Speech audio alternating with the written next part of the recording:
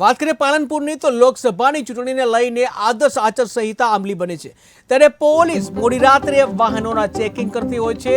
ચૂંટણીને લઈને કોઈ પણ પ્રકારના નશીલા પદાર્થ કે દારૂની હેરાફેરી સહિત ગેરપ્રવૃત્તિઓ ન થાય એ માટે પોલીસ સતત ચેકિંગ કરતી હોય છે। ત્યારે પાલનપુરના એરોમા સર્કલ પર ગત મોડી રાત્રે એલસીબી પોલીસના માણસો વાહન ચેકિંગ કરી રહ્યા હતા અને આ દરમિયાન આવી રહેલ કાર પર શંકા જતા કારને રોકવામાં આવી હતી અને તેમાં તપાસ કરતા 500 દરની 20,000ની નોટો મળી આવી હતી। ત્યારે આટલી મોટી રકમ લઈ જવાતા બે લોકો જે છે શંકાસ્પદ લાગતા 1 કરોડની રોકડ રકમ, મોબાઈલ ફોન અને કાર એલસીબી પોલીસે કબજે લીધી હતી। જોકે પોલીસની પ્રાથમિક પૂછપરછમાં કારમાં સવાર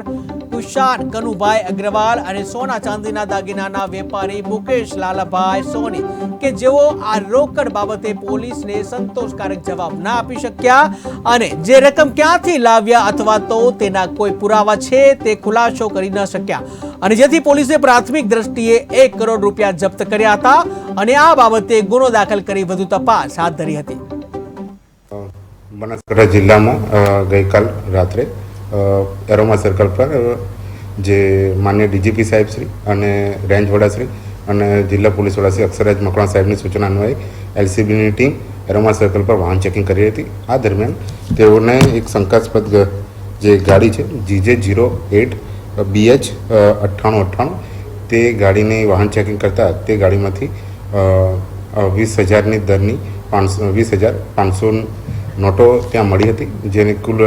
1 કરોડ જેટલી માતબર રકમ તેમને મળી હતી। જે બાબતે જે વાહન ચાલક જે છે કુશાન કનુભાઈ અગ્રવાલ રહે પાલનપુર તથા મુકેશભાઈ લાલાભાઈ સોની આ બંનેને પૂછપરછ કરતાં તેમને સંતોષકારક જવાબ ન આપતા તે બાબતે તેઓને આ રકમને 41(1)D 102 મુજબની કાયદેસર કાર્યવાહી કરી હાલમાં બનાસકાંઠા જિલ્લાના એલસીબી પીઆઈ વિજય પ્રજાપતિ અને એસબી રાજકોટ પીએસઆઈ પાલનપુર નાઓએ આ તપાસ કરી રહ્યા છે। જે બાબતે હાલમાં જે વધુ વિગતો છે જે કાયદેસરની કાર્યવાહી કરીને ઇન્કમટેક્સ વિભાગ સાથે સંકલનમાં રહી અને જે બનાસકાંઠા જિલ્લાની એફએસટીની ટીમ છે તેના સંકલન